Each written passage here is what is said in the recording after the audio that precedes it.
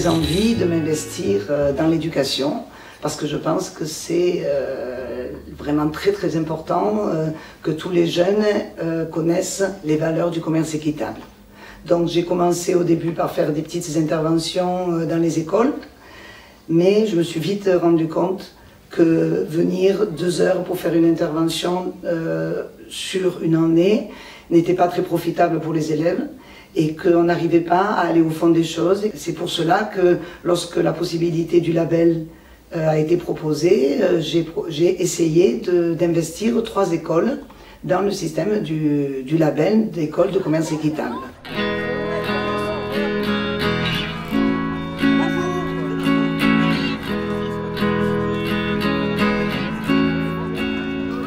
Alors, le lycée Philippe Lamour, c'est un cas un petit peu particulier parce que nous n'étions jamais entrés dans ce lycée. En fait, les élèves avaient décidé de faire un marché de Noël et de prendre en charge une vente dans l'établissement avec des produits de commerce équitable. Donc, ils sont venus sur leur temps de classe, à tour de rôle par petits groupes de 6 ou 7, et ils sont venus visiter la boutique, qu'ils ne connaissaient pas. Alors, l'avantage d'aller dans la boutique, c'est qu'ils ont mesuré toutes les facettes possibles du commerce et de la boutique.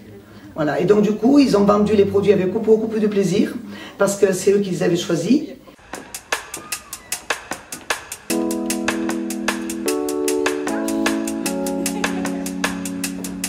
Les 2 fils conducteurs en fait des programmes, notamment le programme de géographie, c'est le développement durable. Et dans l'éducation morale et civique, il y a la notion d'engagement. Donc j'ai cherché en fait une notion, une idée sur laquelle les élèves pourraient s'engager et qui correspondent en fait à l'idée de développement durable. Et puis je travaillais déjà depuis quelques années avec Artisans du Monde, donc j'ai invité les élèves à travailler sur cette notion de commerce équitable. Et puis avec le label, en fait, on a réussi à fédérer d'autres enseignants, d'autres membres du corps éducatif, notamment par exemple les infirmières. Donc voilà, donc elle a travaillé plutôt sur l'aspect santé en fait des produits qu'on consomme. Voilà. Et puis il y a eu aussi une journée avec du quinoa équitable à la cantine, des produits vendus à la cafétéria, donc ça a créé une dynamique positive et beaucoup d'élèves ont commencé à connaître, apprécier et au moins à poser des questions sur cette forme de commerce et savoir que ça existe en tout cas et que c'est une alternative possible et durable au commerce traditionnel. Je crois que ce qui permet d'attirer leur attention, c'est déjà leur montrer des gens qui se mobilisent et pas un cours théorique, qui sont très sensibles en fait, à la notion de bénévole. Ils se disent, tiens, il y a des gens qui font des choses, qui s'impliquent et qui viennent nous voir alors qu'ils ne sont pas obligés, c'est-à-dire comme nos profs. Je vous remets le diplôme. Voilà.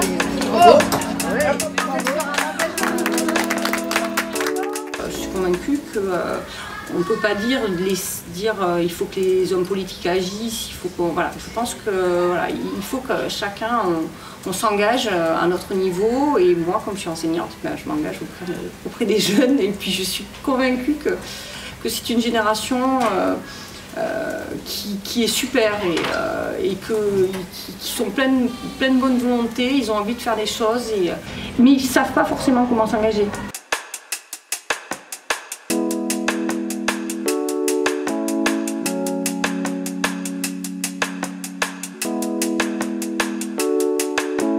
Avec le magasin de commerce équitable à Nîmes qui nous a permis de faire une vente dans le lycée où on installait une table, on installait chaque produit sur la table et on proposait et les élèves venaient, ils achetaient, ils regardaient ce qu'il y avait. Le chocolat et les bracelets ont très bien marché par exemple et c'est comme ça que ça s'est fait et que ça a commencé à se faire connaître. S'il y avait des questions, on y répondait. Par exemple, d'où venaient les produits, comment ils étaient fabriqués. Plus globalement, ce que c'est le commerce équitable, parce qu'il n'y a pas tout le monde qui connaît non plus. Et du coup, ça a dû éveiller la conscience de beaucoup de personnes dans ce lycée.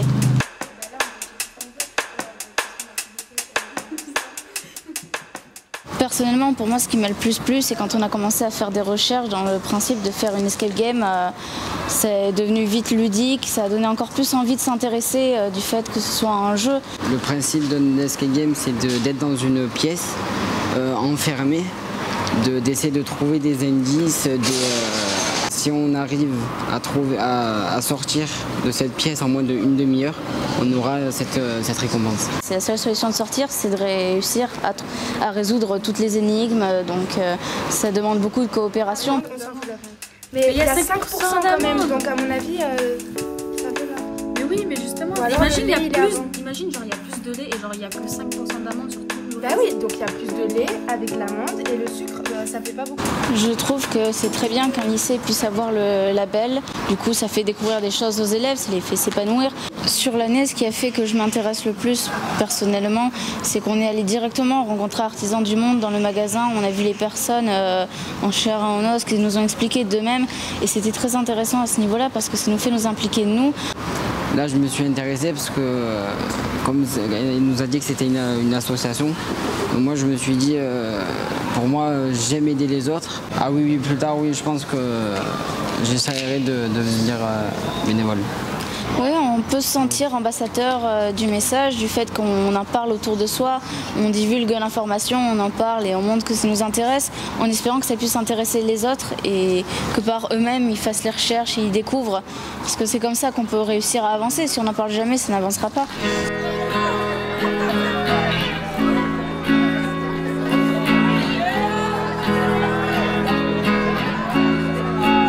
À ce collège Le Vignier, nous avons des liens privilégiés avec lui et nous intervenons depuis des années dans ce collège plusieurs fois par an. Donc, il y a une équipe complètement soudée, convaincue, et donc quand on a proposé le label, c'était logique. Et ils ont fait une action par mois et ils deviennent de plus en plus autonomes. Je trouve que l'intérêt du label, c'est d'être très présent, d'entourer, mais aussi de savoir les laisser faire leurs activités, leurs initiatives toutes seules. Bonsoir tout le monde. Nous allons vous présenter une recette de gâteau au chocolat banane réalisée avec les produits du commerce équitable. Si nous avons décidé de vous présenter une recette avec des produits issus du commerce équitable, c'est parce que 3 classes de 4e, les 4e 2, les 4e 3 et les 4e 4 représentent le commerce équitable au collège avec l'aide de certains professeurs. Parmi les différents projets qui ont été mis en place, cette année on a notamment un projet qui concerne 3 classes de 4e. Ça permet de faire des liens aussi avec les disciplines entre elles, mais aussi tout ce qui est un peu plus transversal. Tout l'aspect éducation au développement durable. Donc ça permet de faire du lien pour les élèves, de leur proposer des activités un peu différentes de ce qui se passe en cours. Et ce qui est assez porteur, c'est lorsque ce sont les élèves eux-mêmes en fait qui sont acteurs, qui sont partie prenante et qui mènent notamment des actions en fait envers d'autres élèves. Alors il y a des ateliers qui ont été animés par donc les bénévoles d'Artisans du Monde Nîmes. Et puis on a eu la chance aussi d'accueillir au collège Yangoné, donc qui est la fille des fondateurs du village d'Emden au Sénégal. Et cette rencontre a été très intéressante pour les élèves et ça a vraiment permis aussi de rendre très concret tout ce qu'on avait pu leur dire ou tout ce qu'ils avaient pu découvrir sur le commerce équitable. Alors dans le cadre de la quinzaine du commerce équitable, donc, nous avons proposé cette exposition donc, qui est composée à la fois de panneaux qui nous ont été prêtés par Artisans du Monde de Gare et par plusieurs panneaux réalisés par des élèves, donc des élèves de 6e, qui ont été sensibilisés par leurs camarades de 4e à cette thématique du commerce équitable. Grâce au commerce équitable, tu mangeras mieux à table. Grâce à Artisans du Monde, chacun a sa place dans le monde.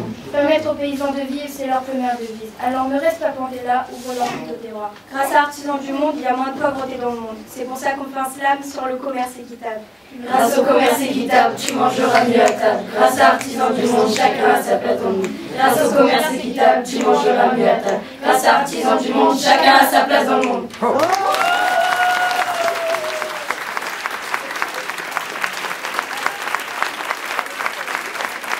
Alors l'avantage pour un établissement scolaire d'avoir un partenariat avec une association de commerce équitable, ça permet d'ouvrir le collège sur l'extérieur, de leur faire rencontrer des personnes qui sont quand même assez spécialistes du sujet. Donc elles sont tout à fait à même de répondre à toutes les questions, à toutes les attentes des élèves et d'apporter des informations bien sûr de première main.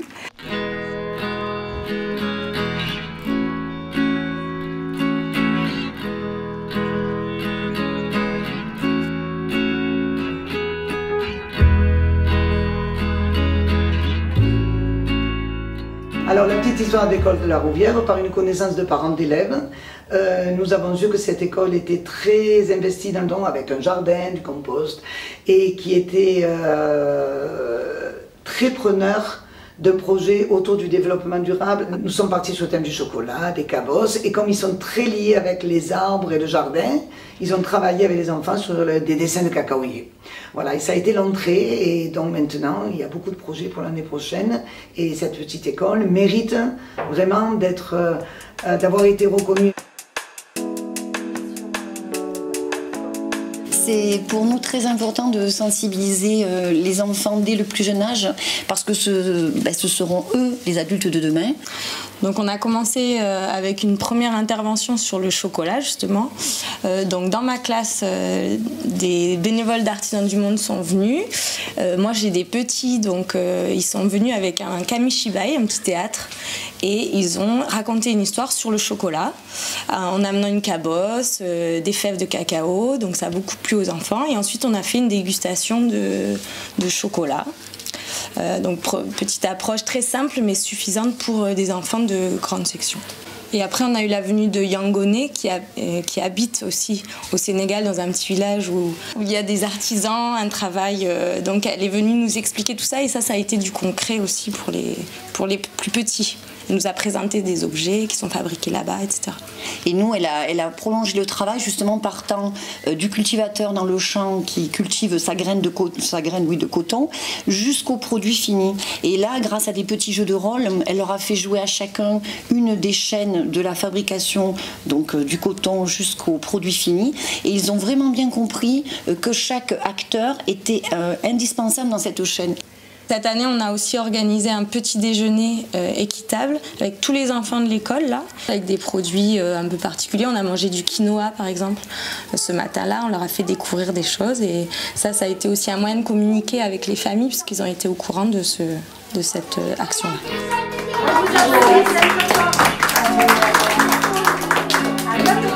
Alors, la prochaine fois, je vous apporte le coton dont vous avez parlé. J'aime bien dire que pour moi, le label, c'est un train qui avance dans la direction de notre monde avec des valeurs et que chaque petit wagon représente, un c'est l'administration, un c'est l'économe, un c'est les élèves, etc. On avance comme ça notre petit train. Et pour que le label puisse être reconnu et que ce soit valorisant, il faut que le train ne déraille pas.